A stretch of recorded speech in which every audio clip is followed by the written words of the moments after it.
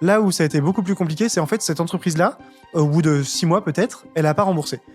Comment est-ce que tu prends en compte les prêts d'avant ? Est-ce que du coup, c'est en termes très machine learning, est-ce que le label de tous les prêts, c'est défaut à tous ? Ou alors c'est seulement ceux qui sont un mois avant, parce que du coup, ça commençait à être moins bon avant.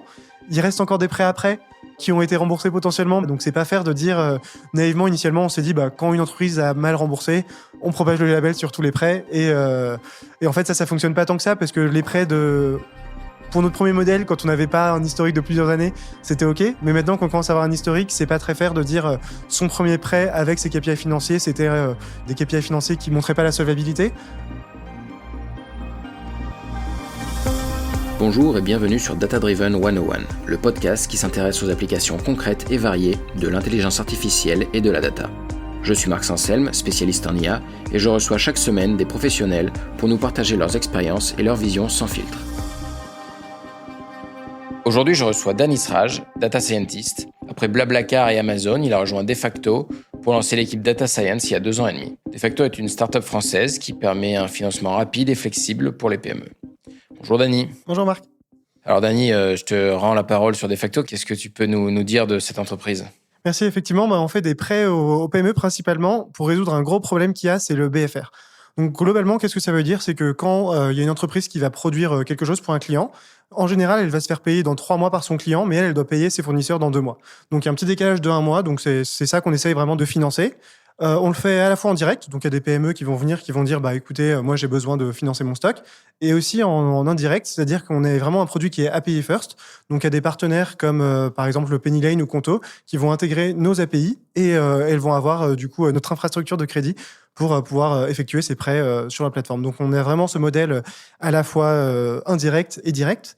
Et ce qui est vraiment fou, et c'est un peu ça que j'ai aimé quand on m'a présenté Defacto, c'était qu'on a vraiment la pipeline end-to-end, c'est-à-dire que c'est à la fois nous qui gérons l'argent qu'on emprunte pour après redistribuer, le credit scoring, dont on parlera tout à l'heure pour savoir si une entreprise est solvable ou non, et après récupérer les prêts, et quand on les récupère pas, vraiment gérer toute cette partie de récollection. Donc on fait vraiment tout, et on a une identité assez forte de rester petit.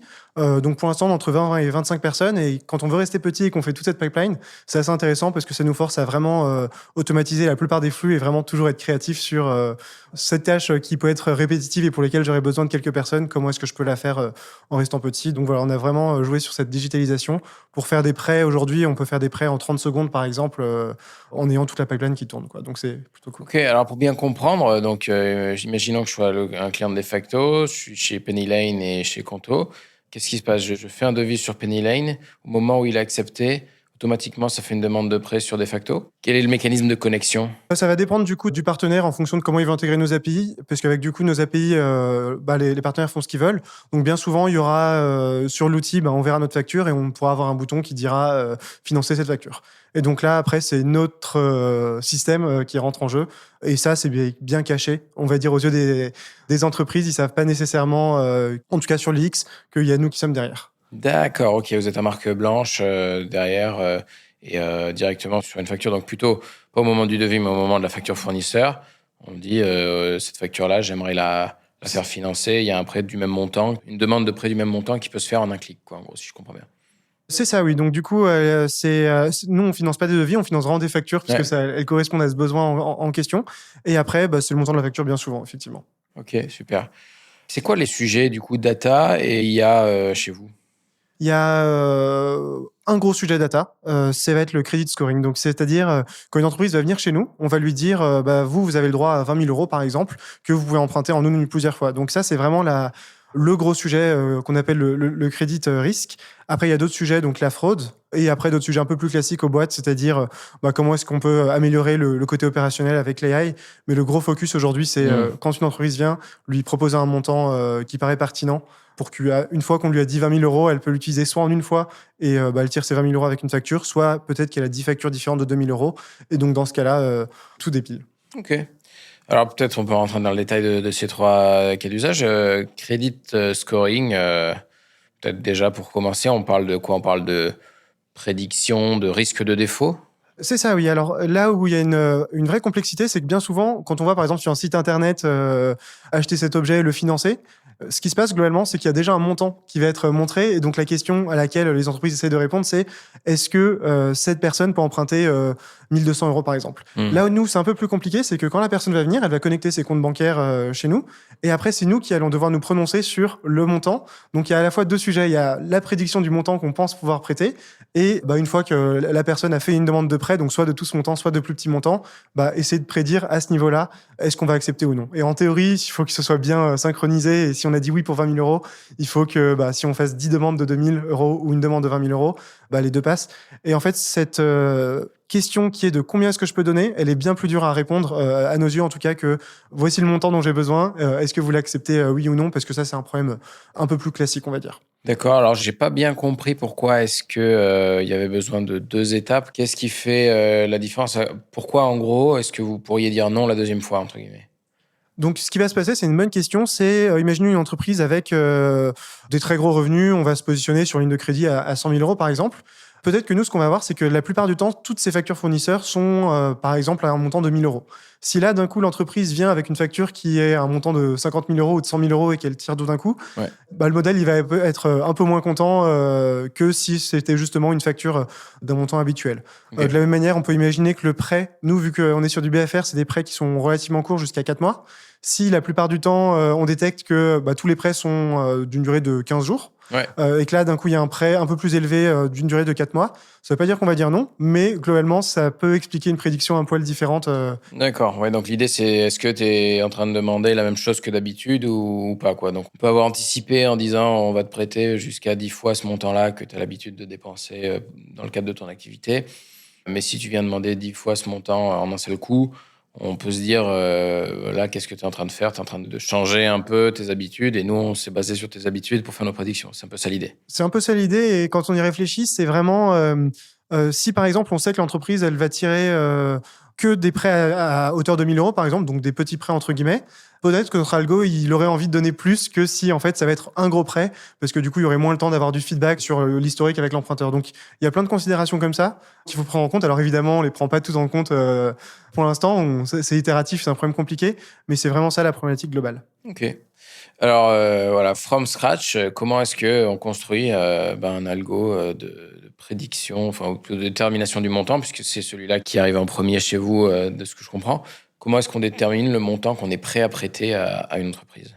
Alors, on a simplifié le problème et on a séparé le sujet en deux. Une première question qui est est-ce que cette entreprise nous paraît solvable ou non, et le montant. Donc le montant, pour l'instant, il vient pas encore trop dans l'optimisation de l'algorithme. On l'a fixé en fonction d'une grille, entre guillemets, et cette grille est alimentée par le score qu'on trouve. Ouais. Et ce score, du coup, au début, en tout cas, on a commencé de manière assez indépendante.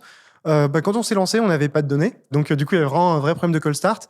Alors, il y a peut-être des acteurs dans le marché sur lesquels on pourrait récupérer, par exemple, des notes de solvabilité, mais c'est pas forcément évident parce que souvent, elles vont prédire la défaillance d'une entreprise sur le long terme. Nous, quand on fait des prêts plutôt court terme, en fait, c'est pas les mêmes enjeux. Prédire un défaut à 3 mois, c'est pas la même chose que prédire un défaut à 1 an ou 2 ans. Donc, c'était vraiment pas évident.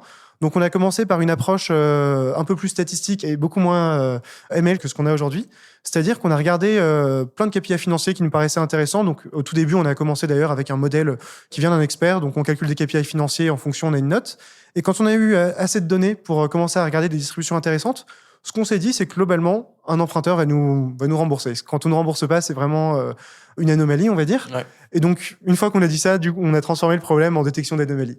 Et donc, ce qu'on a fait, c'est que, par exemple, on a regardé une distribution, par exemple, de la croissance des revenus. Et en fait, comme beaucoup de distributions, ça ressemble à des gaussiennes.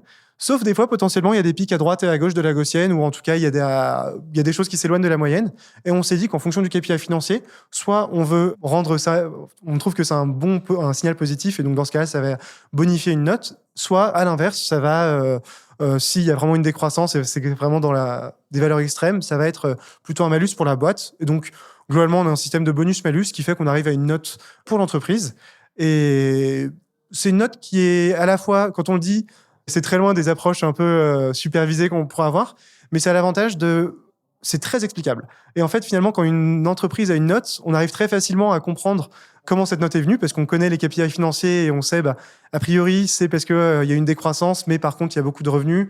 Et en fait, c'est très explicable. Là où on s'est dit que ça suffisait plus, et on avait le luxe d'avoir déjà un peu plus de données, c'est que finalement, les distributions, en fonction des clients qu'on a, ça peut énormément changer. Donc, par exemple, quand le compte bancaire va être un compte de dépenses, ça va souvent être des comptes pour lesquels tu peux pas aller en dessous de 0 €, alors qu'un compte bancaire plus classique, tu peux aller en dessous de 0 € si tu as un découvert autorisé.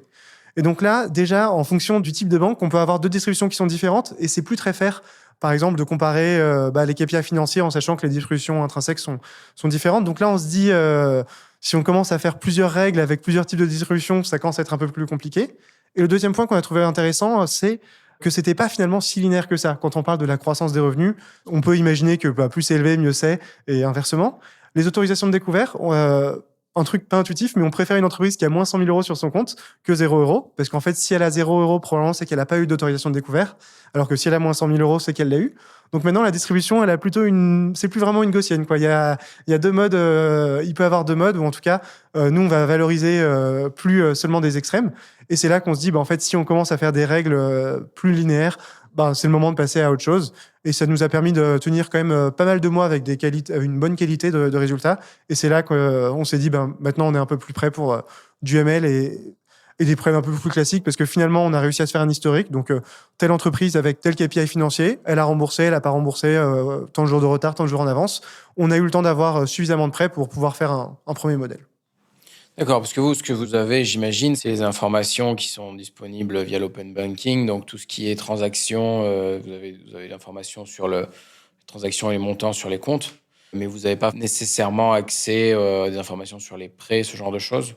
Alors du coup, effectivement, une des grosses briques de notre système, c'est l'open banking. Ça, c'est vraiment le cœur du système, parce qu'on peut récupérer, comme tu le sais déjà, mais vraiment des milliers de transactions instantanément une fois qu'on a l'accès. Donc ça, c'est vraiment super. Après, on utilise d'autres informations. C'est par exemple toutes les données publiques, la date de création de la boîte, est-ce que le dirigeant a 5 boîtes en parallèle, ce genre d'infos, les factures aussi. Donc par exemple, quand on est sur un outil comptable comme Pennylane, on a aussi accès aux factures. Donc il y a plusieurs informations, et après, c'est à nous de rajouter de l'intelligence du coup au niveau des transactions. Donc par exemple, quand on voit un montant de capital remboursé tous les mois, là, on va comprendre qu'il y a un prêt. Donc c'est à nous aussi de tirer l'intelligence justement de ces transactions-là pour un peu reconstruire le bilan de l'entreprise. Ok, ouais, donc pas mal de sous-étapes finalement pour retomber sur les indicateurs qui vous comptent pour vous, la croissance, enfin, chiffre d'affaires, en partant de snapshots de trésorerie finalement à plein de moments du passé. C'est ça, oui. Ok. Et alors, si on reprend à la genèse, c'est quoi les KPI financiers que les experts, du coup, des gens qui travaillent en banque, j'imagine, vous ont fait remonter comme étant des statistiques à regarder quand on fait un prêt, quoi? Qu'est-ce qu'un expert regarde? Ouais, je comprends. Il y a la diversification des revenus, par exemple. Est-ce que tu as un seul gros client, ou est-ce qu'au contraire, tu en as beaucoup? Parce que du coup, tu es plus ou moins risqué si tu as moins de dépendance Ouais. avec d'autres entreprises. Tu vas avoir la croissance. Tu peux aussi avoir des taux d'endettement. Est-ce que des chiffres d'affaires? Donc, t'en as pas, en tout cas, dans notre premier modèle, il n'y en avait pas énormément. Mais ce qui est intéressant, c'est qu'en fait, au fur et à mesure qu'on a fait nos prêts, on a réalisé qu'il y avait des choses beaucoup plus subtiles qu'on pouvait regarder. Et à l'échelle de la transaction, finalement, un taux d'endettement, c'est des choses qu'on calcule plus ou moins sur le long terme, entre guillemets, quand tu as un prêt qui va durer plusieurs années, ou pareil pour la croissance. Par contre, quand tu fais des prêts sur le court terme et que tu as vraiment accès à toutes les transactions, tu peux être beaucoup plus subtil sur, par exemple, tiens, est-ce qu'il y a eu des agios? Est-ce qu'il y a eu un retard de paiement? Donc, si tu vois que tous les 15 du mois, tu as un paiement et 3 mois de suite, il est plus le 15 du mois, tu peux avoir des petits flags comme ça, qui fait que dans nos modèles de machine learning, maintenant, on s'est un peu éloigné du modèle d'expert. Donc, on a encore ces KPI un peu clés, donc comme la croissance. Mais finalement, on a vraiment pu enrichir avec nos propres connaissances historiques. Et en même temps, en termes de biais, tu vois, je me dis que quelqu'un qui veut faire financer son BFR, il faut avoir besoin de le faire pour le demander. Sinon, voilà, on paye un intérêt inutilement. Si on a les moyens de ne pas emprunter, on n'emprunte pas. Donc, quelque part, ce que vous détectez avec un retard de paiement, par exemple, d'un paiement qui se fait toujours à un moment du mois puis qui finalement est en retard, vous détectez le besoin de faire financer le BFR. Donc, ça doit être aussi compliqué Ça serait un modèle un peu simple de dire quasiment, en fait, si tu fais la demande de BFR, c'est que tu es à risque, quoi. Si tu fais la demande de financement. Ouais, du coup, c'est à nous de quantifier justement cette notion de risque. Mais c'est vrai, naïvement, on peut se dire, si je suis ici, c'est que j'ai des besoins de BFR. C'est pas un bon signal. Ce besoin, il va toujours exister. Et tu peux imaginer qu'en fait, si toi, tu sais que pour 1 € investi dans ton stock, tu pourras en retirer 2 euros, bah, en fait, tu peux te dire, bah, si j'avais plus de disponibilité, je pourrais faire beaucoup plus. Donc, tu as aussi cette logique de croissance qui peut venir. Mais c'est vrai que c'est très difficile de faire la part des choses entre cette entreprise traverse une passe un peu compliquée ou de croissance. Et à l'inverse, bah, cette entreprise, on ne pense pas qu'elle pourra nous rembourser. Un truc qu'on trouve vraiment super, c'est que du coup, vu qu'on regarde les transactions, en fait, on est très rapide à détecter dans un sens comme dans l'autre. C'est-à-dire que si une entreprise était dans une mauvaise passe il y a 6 mois, peut-être que sur un bilan annuel, on verra un bilan annuel beaucoup moins bien que les autres. Tandis que quand on regarde à l'échelle de la journée, on va dire, et de la transaction, on peut vraiment voir qu'effectivement, bah là, c'était saisonnier, il y a eu des petits soucis à ce moment-là, mais en fait, là, c'est bien revenu. Donc, c'est plein de petites choses et c'est vraiment cette adaptation qui va être intéressante. Oui, et puis comme tu disais, la motivation de simplement utiliser le cash qui dort à autre chose, notamment à acheter des stocks en avance ou peu importe, ne va pas forcément se traduire par des retards de paiement pour le coup, contrairement à... Ouais, c'est ça. Et un autre aspect aussi, c'est que notre outil, il est vraiment bien. Bon, je suis un peu biaisé quand je dis ça potentiellement, mais sûrement d'ailleurs. Mais tu as aussi de la rapidité qui vient avec. Et donc, tu as cet aspect confort que tu peux avoir par rapport à d'autres. Il y a moins d'overhead en tout cas en disant bah, je vais financer cette facture, ça me coûte un peu d'argent, mais en fait ça vaut le coup parce que c'est un clic d'un bouton, quoi. Oui, c'est ça. Il n'y a pas de dossier à remplir qui a un coût humain, quoi, et donc un coût financier puisque les gens sont payés. Donc... Exactement. Là, tu connectes tes comptes bancaires et en fait, vu que c'est très pratique, tu as aussi cette valeur ajoutée qui peut valoir le coup en fonction de tes besoins. Ok. Alors du coup, le modèle de machine learning que vous utilisez donc pour prédire le risque aujourd'hui, comment il fonctionne, comment vous l'avez construit? C'est une bonne question, effectivement, parce que du coup, on est passé d'un sujet où on avait trop peu de données à presque trop dans certains aspects. Donc finalement, l'algorithme en lui-même, il est assez classique. On a besoin d'un algorithme explicable, donc plutôt type random forest. Là où ça va être assez compliqué, c'est sur la création du dataset d'entraînement, ce qui est bien souvent le cas d'ailleurs. Mais par exemple, nous, on est dans un business où, vu qu'on finance le BFR d'une entreprise, on va vraiment avoir des prêts récurrents. Et ce qui n'est pas évident, c'est quand une entreprise va te faire un prêt par semaine, dans ton dataset, potentiellement, tu vas avoir 50 entrées de cette entreprise-là, alors qu'une autre entreprise qui tirerait tout d'un coup et pour des longs prêts, elle va apparaître peut-être 3 fois dans l'année. Donc du coup, il y a vraiment eu un enjeu de savoir comment est-ce que on peut un peu équilibrer ça pour pas biaiser en faveur d'une entreprise comme dans l'autre. Ça, du coup, nous, on a décidé de faire un sampling. Là où ça pose pas de problème, c'est quand l'entreprise rembourse tous ses prêts, parce que du coup, tu crées juste un biais qui est de dire cette entreprise est plus représentée que ces autres entreprises. Là où ça a été beaucoup plus compliqué, c'est en fait cette entreprise-là, au bout de 6 mois peut-être, elle n'a pas remboursé.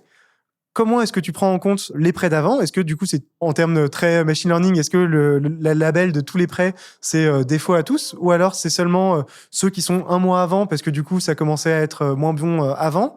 Il reste encore des prêts après qui ont été remboursés potentiellement, est-ce que je diffuse ce label? C'est là qu'il y a eu des vraies questions. C'est là qu'il y a vraiment eu des questions à se poser, notamment du fait qu'on part du principe qu'une entreprise, globalement, à un moment donné, ça va bien, et il y a potentiellement un moment donné où ça ira pas. Donc, c'est pas faire de dire naïvement, initialement, on s'est dit, quand une entreprise a mal remboursé, on propage le label sur tous les prêts. Et en fait, ça fonctionne pas tant que ça, parce que les prêts pour notre premier modèle, quand on n'avait pas un historique de plusieurs années, c'était OK. Mais maintenant qu'on commence à avoir un historique, c'est pas très fair de dire son premier prêt avec ses KPI financiers, c'était des KPI financiers qui montraient pas la solvabilité. Donc du coup, il a fallu un peu faire du sampling et être un peu plus smart là-dessus. Et d'ailleurs, à la fois smart et prendre des hypothèses et vérifier avec le temps si c'est les bonnes hypothèses ou non. Et le deuxième enjeu qu'on a eu, qui est très spécifique au lending et à faire des prêts, c'est le besoin de stabilité. Vu qu'on se prononce sur un montant qu'on va te prêter, donc aujourd'hui, tu as le droit à 20 000 €. Si notre modèle demain te dit, hier, ton KPI, qui est le solde bancaire, il était à 20 000 € et aujourd'hui, il est à 30 000 €. Bon, j'ai dit 20 000 € dans les deux cas, c'est pas corrélé, mais si hier, c'était à 500 € et aujourd'hui, tu es à 20 000 €, nous, on peut pas dire d'un coup, ta credit line est à 25 000 €. Il faut vraiment qu'il y ait une stabilité parce que l'entreprise, elle se projette avec ce montant-là. Quand on lui dit qu'elle a le droit à 20 000 € de BFR, elle en tient compte dans son planning financier. Et donc, on a vraiment un enjeu de stabilité. Donc, quand on augmente, évidemment, c'est pas un souci. Mais si on passe de 20 000 € à 10 000 € à 15 000 €, là, il y a plus de confiance. Et donc, ça a vraiment été un travail pour savoir quel KPI financier tu veux prendre. Donc, si on prend le solde bancaire et qu'il est énormément valorisé, le solde bancaire d'une entreprise, souvent, c'est très bruité. Donc là, on aura un output de modèle qui sera très bruité. Donc, il y a à la fois un travail à faire sur les KPI pour qu'ils soient relativement lisses, mais aussi sur le modèle pour que, à l'inverse, si on n'arrive pas à rendre un KPI lisse, se dire que si tel KPI change, globalement, l'output du modèle devra pas trop changer. Donc il y a vraiment cette dualité. Mais d'un autre côté, ce que je te disais tout à l'heure, c'est qu'on on a la chance d'avoir des données très granulaires. Donc si d'un coup, il y a toute la caisse qui disparaît, pour une raison quelconque, il faut quand même qu'on soit alerté et pouvoir répondre relativement rapidement. Donc ça, c'est des enjeux qui sont beaucoup plus complexes. Par exemple, j'avais l'expérience un peu des moteurs de recherche. Si aujourd'hui et demain, tu vois pas exactement le même résultat à la 5e position, l'enjeu sera pas le même. Donc du coup, ça pose vraiment des questions sur notre rapidité d'itération aussi sur un modèle. Quand tu as l'impression d'avoir un modèle qui est meilleur que l'ancien, est-ce que tu peux le déployer si facilement? C'est pas clair parce que tu t'es quand même engagé auprès d'entreprises, mais d'un autre côté, tu dois gérer ton taux de défaut. Donc il y a vraiment ces complexités-là qui sont pas simples à gérer. C'est beaucoup d'hypothèses aussi. C'est aussi produit de se dire, en fait, tous les 3 mois, par exemple, tu peux accepter de changer la ligne de crédit. Entre-temps, non. Donc voilà, c'est vraiment ces complexités-là. Ouais, c'est un sujet intéressant, le MLOps. Comment est-ce que vous validez un nouveau modèle? Comment est-ce que vous vous assurez qu'un modèle est meilleur que l'ancien et qu'on le déploie? Est-ce que vous faites des A/B testing? Quelle est la pipeline pour qu'un nouveau modèle aille jusqu'en production? C'est beaucoup de travail justement parce qu'effectivement, comme je disais, vu qu'on ne peut pas changer tous les jours, on s'assure qu'il soit bon.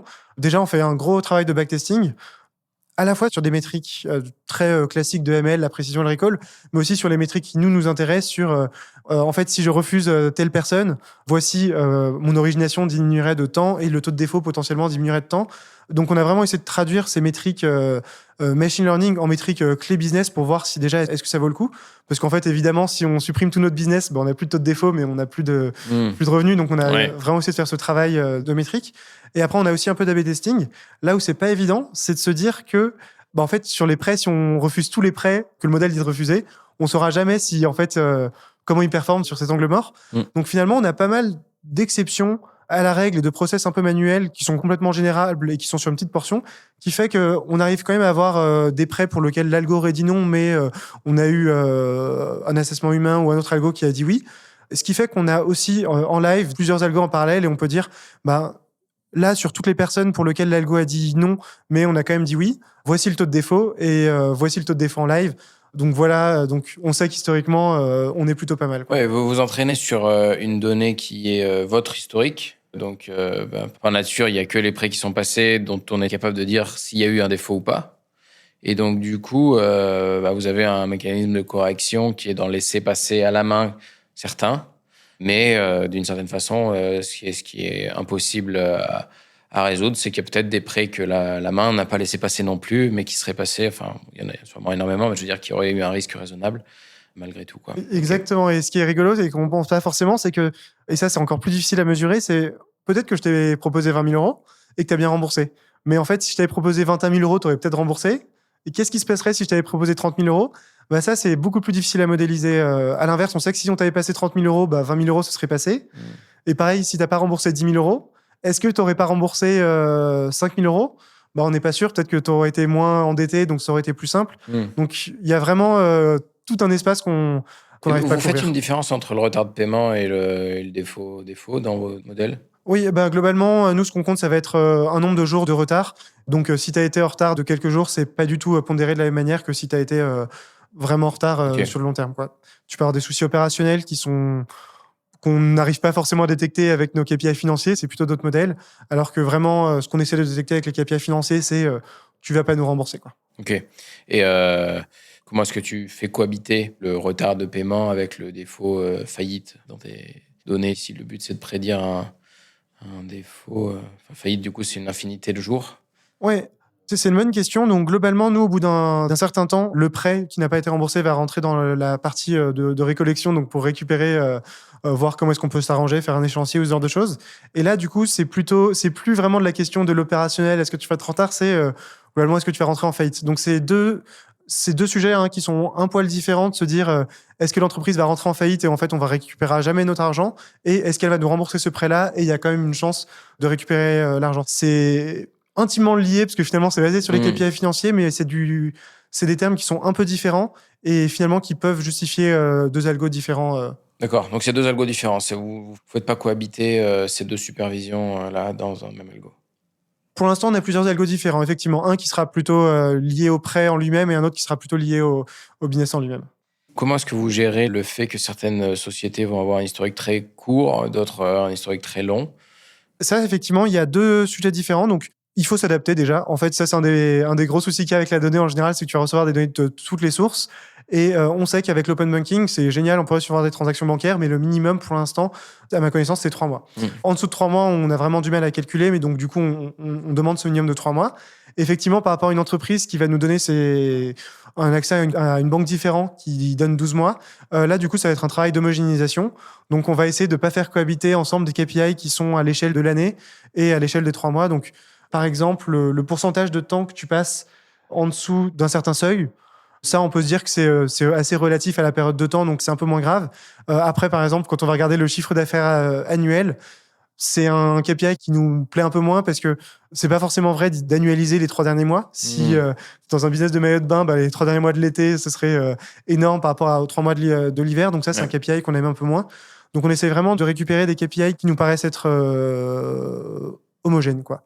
Et c'est assez simple d'ailleurs Simple. Non, mais ça peut se vérifier. Donc, par exemple, si tu prends une entreprise qui a 12 mois de données et que tu essayes d'extrapoler le modèle sur les 3 derniers mois de données, tu arriveras à voir si tu prends la même décision. Si c'est pas le cas, c'est que probablement que tu n'arrives pas à faire un modèle qui est cohérent en fonction de la durée. Si c'est les mêmes décisions, tu peux dire que c'est OK, quoi. Ok. Et est-ce que vous avez anticipé un data drift? Alors, j'imagine que le comportement des gens à risque ou pas à risque n'évolue pas du jour au lendemain, que des choses qui étaient vraies hier le sont aujourd'hui, mais au fil des années, sans doute les coutumes, les comportements, en tout cas, transactionnels peuvent changer. Il y a des tendances, et même la valeur de l'argent n'est plus la même, la valeur des emprunts n'est plus la même. Plein de choses qui changent. Comment est-ce que vous vous adaptez? Parce que comme vous vérifiez votre algorithme sur les données passées, au bout d'un moment, en fait, être optimal sur les données passées ne va plus être optimal sur les données d'aujourd'hui.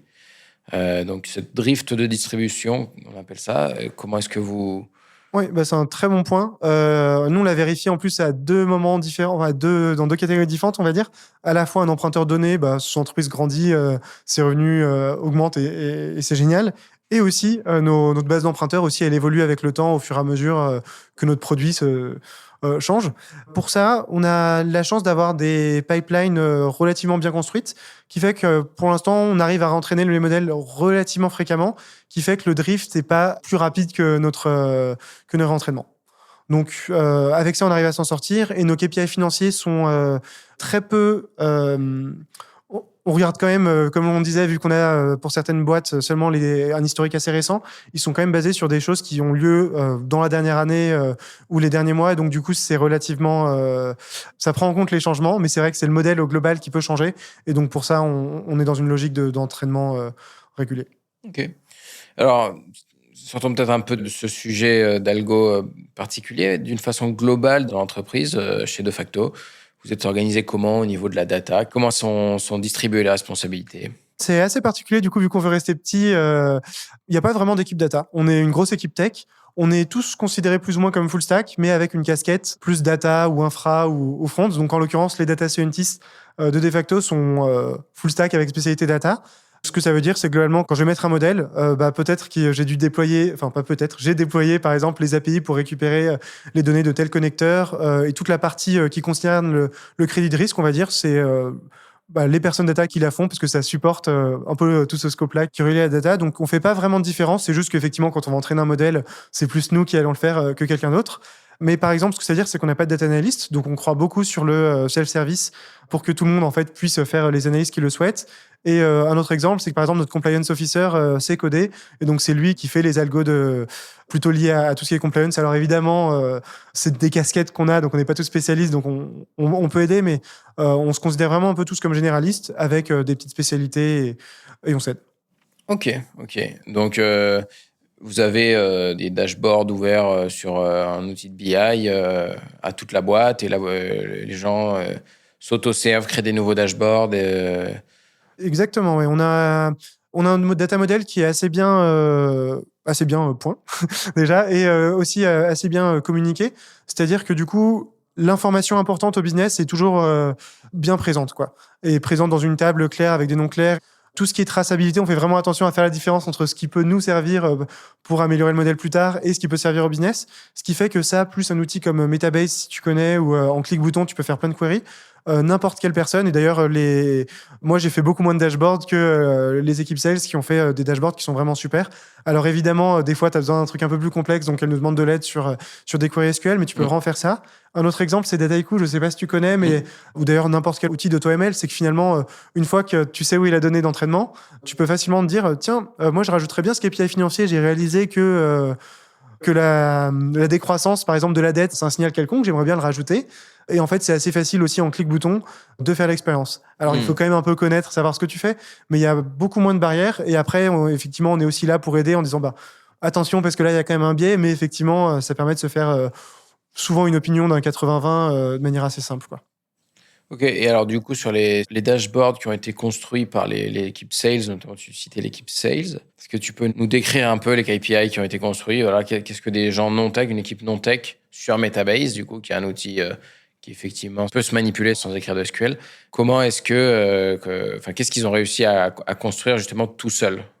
Après tout, et donc là, par exemple, ce qu'ils peuvent regarder, c'est que nous, quand on sort un algorithme, même si on essaie d'avoir des métriques proches du business, eux, ils vont pouvoir regarder un petit peu, par exemple, parmi le nombre de nouveaux borrowers, de nouvelles emprunteurs, qui a été éligible ou non, par exemple. Donc ça, c'est une métrique. Une autre métrique, c'est parmi toutes les personnes qu'on a onboardées, avec un montant donné, le nombre de personnes qui va faire un prêt dans le mois d'après. Donc ça montre est-ce que la ligne de crédit est bien sizée. Donc il y a plein de choses comme ça où globalement, ils suivent au quotidien des entreprises, ils sont plus au contact des entreprises que nous, on peut l'être. Et donc, ils ont vraiment un point de vue du business qui est un peu différent. Donc, par exemple, ils peuvent réaliser que tel emprunteur, par exemple, ça fait 6 mois qu'il ne s'est pas connecté. Nous, effectivement, on va un peu moins le voir quand on a nos gros datasets. Et donc, eux, ça va leur donner l'idée de se dire, tiens, j'aimerais bien voir la pourcentage de clients inactifs. Et ça, en fait, vu qu'on remonte le nombre de prêts ou la date des prêts, ils peuvent assez facilement faire des jointures entre deux tables et avoir ces KPI-là. La croissance... de l'argent qu'on a en dehors du coup qui est prêté, donc ça c'est pas mal de métriques qui vont surveiller. Il y a souvent je pense que la grosse différence c'est peut-être au niveau de la granularité, même si fondamentalement on regarde des choses différentes, eux peut-être qu'ils vont le regarder plus à l'échelle du mois ou du trimestre pour voir un peu comment on s'en sort sur l'acquisition de clients, alors que nous ça va être plutôt un peu plus gros par exemple parce qu'on essaye de coller plutôt à ce qu'on a vu dans nos datasets d'entraînement. Donc ça va être plutôt des granularités différentes que des métriques fondamentalement différentes. Alors, dans tous les travaux techniques, à la fois dont tu nous as parlé, mais ceux dont tu n'as pas encore parlé, est-ce que tu peux nous parler de grands verrous, grands obstacles que vous avez eu à surmonter? Oui, un premier grand verrou, ça va être, ou en tout cas un grand obstacle, c'est sur l'explicabilité des modèles. En gros, ce qui s'est passé, c'est qu'on a essayé de vraiment faire des modèles explicables, mais on a appris après que explicable ne veut pas forcément dire compréhensible. Ouais. Et Oui, c'est explicable pour le législateur. C'est-à-dire que on doit, vu que c'est de la donnée bancaire, etc., on doit dire c'est explicable. Regardez, si on suit toutes les 1000 arbres de ma Random Forest, on est capable de retracer pourquoi est-ce qu'on a pris cette décision. Mais c'est vrai que d'un point de vue humain, c'est complètement indigeste. Alors, tu as à la fois ça, et nous, on essaiera d'être explicable au niveau de l'emprunteur. Donc, principalement parce que quand on essaye de faire en sorte que les sales soient self-served, on va vraiment leur montrer toutes les informations sur pourquoi est-ce qu'on a dit tel score à notre emprunteur. Et par exemple, une erreur, en tout cas, a posteriori, qu'est-ce que je ferais différemment, c'est que je ne sais pas si tu connais les Sharpe Value, mais ça permet globalement de savoir comment un KPI financier a influencé la décision d'un score. Donc ça, on s'est dit, c'est super de le montrer sur le dashboard aux sales. Comme ça, s'ils voient qu'un emprunteur a une grosse ligne de crédit, c'est probablement dû à ça et inversement. Et par exemple, dans le machine learning, c'est assez classique d'avoir des valeurs qui manquent. Aujourd'hui, les modèles, ils traitent très bien les valeurs manquantes. Il n'y a pas de souci. Donc, soit on met de la moyenne, mais avec certains algos, on dit juste que c'est manquant. Et un truc que j'ai réalisé, c'est que des fois, potentiellement, toutes les valeurs manquantes correspondaient à un certain type de client qui était plus ou moins risqué. Ce qui faisait que c'était la première feature. Et en fait, même si tu arrives à l'expliquer à la personne en face que, effectivement, quand tu regardes les Sharpe Values, ce qui explique le plus que le score diminue, c'est qu'il me manque cette valeur. Ça s'explique, ça s'entend, ça se justifie. Mais c'est assez difficile au client de se dire, moi, j'ai pas réussi à vous donner cette information parce que juste, j'y ai pas accès. Et ça peut être un truc très propre à un logiciel en comptable, par exemple. Et c'est assez difficile de justifier ça en se disant ta ligne de crédit diminue parce qu'on n'a pas réussi à calculer ce KPI financier. Et à l'inverse, on a réussi à calculer ces KPI financiers et donc du coup, ta ligne de crédit augmente. Donc il y a vraiment un enjeu de traiter les NaN et montrer que ça a un impact. C'est assez différent de réussir à l'expliquer. Et un deuxième exemple que je trouve assez rigolo, c'est sur Tu as des KPI, par exemple, qui est l'âge d'une boîte. Si tu réfléchis d'un point de vue, est-ce que l'entreprise va faire faillite? Quand la boîte va se lancer, probabilité qu'elle fasse faillite est relativement faible, elle vient de se lancer. Au bout de quelques années, ça augmente un petit peu si elle n'a pas réussi à trouver son marché. Et après, ça diminue une fois qu'elle l'a trouvé. Donc, ça fait un peu comme ça la probabilité de défaillance d'une entreprise en fonction de son âge. Sauf que si tu dis à un client qu'il y a un mois, on lui a autorisé un prêt parce que il se retrouvait avant le pic, donc c'était OK. Mais un mois après, il revient et en fait, on lui refuse en disant là, regardez, en fait, vous avez un mois de plus et nous, on sait qu'historiquement, encore une fois, ça s'explique, ça se justifie. Mais quand on en parle au client final ou à l'équipe sales, on comprend, c'est comme ça que ça fonctionne, mais c'est difficile à expliquer ou en tout cas à comprendre. Et ça, c'était vraiment un vrai enjeu. Donc, il y a des contraintes monotones, par exemple. On peut introduire ce genre de choses pour rendre le résultat linéaire. Donc, il y a des choses à faire, mais il faut penser à les faire. Et la performance, c'est pas tout. C'est pas tout. Ouais. Quoi. C'est un peu comme les prêts qui deviennent... la probabilité de défaut et donc les taux d'intérêt qui montent quand on devient plus vieux, quoi. Et à un moment donné, on est simplement en train de dire à la personne t'as moins de chance de rembourser parce que ta carrière est moins longue derrière et la probabilité de décès est plus grande. Et donc là, finalement, on est en train de dire la même chose avec une boîte, quoi. Une fois le pic passé, celui où tu démarres, on sait que tu vas te battre et faire en sorte qu'elle dure au moins une année ou deux, cette boîte. Au-delà de ça, peut-être que tu n'auras plus assez d'énergie. C'est dur à dire humainement, quoi. Ouais, c'est ça. Et après, tu as d'autres... là, c'est un exemple un peu caricatural, mais tu vois, tu as d'autres KPI. Donc, par exemple, quand tu regardes les revenus mensuels, tu peux imaginer que c'est pas exactement linéaire vu les datasets qu'on peut avoir. Par contre, pour un client, si tu dis tu as un peu plus de revenus qu'avant, là, ça passe plus. Peut-être parce que, tu vois, dans ton dataset, tu aurais eu des boîtes qui sont un peu plus grosses, qui étaient en défaillance. Tu as plein de choses comme ça qui peuvent être expliquées, mais à la granularité de l'emprunteur, c'est pas forcément compréhensible. Quoi. Alors, côté recrutement, est-ce que tu peux nous parler un peu de ton process ? Ouais, on a un process assez rigolo, je trouve. Sans ce process, je pense que j'aurais même pas rejoint Defacto, d'ailleurs, parce que il a un peu attisé ma curiosité. Alors, on va avoir un screen un peu classique et un cultural fit un peu classique. Et après, on va avoir 2 entretiens un peu plus exotiques. Le premier, ça va être une reverse interview. Donc, en fait, c'est toi, le ou la candidate, qui va venir nous poser une question. Et c'est nous qui allons essayer d'y répondre. Et donc, en gros, l'idée, c'est vraiment de montrer que c'est nous qui sommes bons et que tu as intérêt à nous rejoindre parce que tu travailleras avec des personnes fortes. Ou alors, à l'inverse, si je me plante sur la question, peut-être que tu voudras pas venir et c'est dommage. Mais du coup, on aime bien vraiment inverser les rôles et ça montre aussi la collaboration, comment est-ce que la personne peut nous guider. Donc, c'est assez intéressant. Et la deuxième entretien, c'est un hackathon où là, en fait, pendant 3 heures, on va se dire, on va travailler sur le sujet de ton choix. Moi, par exemple, c'était, j'ai fait une extension Chrome pour essayer de trouver des Vélib pas très loin d'où t'es. Il y a plein d'exemples un peu basés sur les passions des gens. Il y en a qui aiment la musique, ça va être des add-ons sur Spotify, par exemple. Et en fait, pendant 3 heures, l'idée, c'est de délivrer quelque chose. Et c'est là que, du coup, c'est intéressant quand tout à l'heure, on parlait d'une équipe full stack. Mais en fait, même si t'es data scientist, si tu veux réussir le hackathon, tu dois quand même avoir un certain côté full stack pour réussir à faire un produit au bout de 3 heures. Quoi. Donc, on teste beaucoup plus. Est-ce que tu arrives à construire quelque chose ? Est-ce qu'on s'entend bien pendant 3 heures que les compétences techniques ? Parce qu'en fait, si on s'entend bien et que tu es smart, tout se passera bien et on arrivera à construire des trucs super ensemble. Quoi. Okay, côté évangélisation, qu'est-ce que toi, tu dis le plus souvent ? Qu'est-ce que tu as le plus besoin de répéter aujourd'hui ? Un peu comme sur les plateformes d'investissement, j'ai l'impression les performances passées représentent pas forcément les performances futures. Ça, je trouve, c'est particulièrement vrai dans mon domaine et avant un peu sur les moteurs de recherche, c'est que ce que tu fais en offline, donc les métriques quand tu es tout seul dans ton expérience, ça dépend du domaine, mais c'est rarement complètement les mêmes quand c'est en prod. Ouais. Tu as plein de choses qui peuvent expliquer, c'est effectivement tes données un peu driftées. Sur les moteurs de recherche, par exemple, ce qui est rigolo, c'est que si toi, tu penses que ce résultat-là devrait être montré en premier parce que c'est celui qui te plaît le plus, en fait, si tu le montres en premier, forcément, ça biaise un peu les résultats. Donc, tu essaies de le débiaiser, mais tu as quand même tout le temps un impact sur la prod. Et donc, les résultats seront corrélés, mais c'est assez difficile. Et dans un business comme le nôtre, où quand tu dis je vais avoir un taux de défaut à X%, c'est un chiffre qui est tellement clé que tu peux faire un BP avec, tu peux vraiment te projeter avec. Et en fait, si tu prends ça pour acquis, tu peux vite avoir des illusions. Et je trouve ça particulièrement important de répéter qu'on va dans la bonne direction. Je pense qu'on se garantit des performances qui sont au moins améliorées de temps. Mais en tout cas, si je vous dis X% de défaut, ce sera peut-être pas le cas. Quelle est la suite chez Defacto ?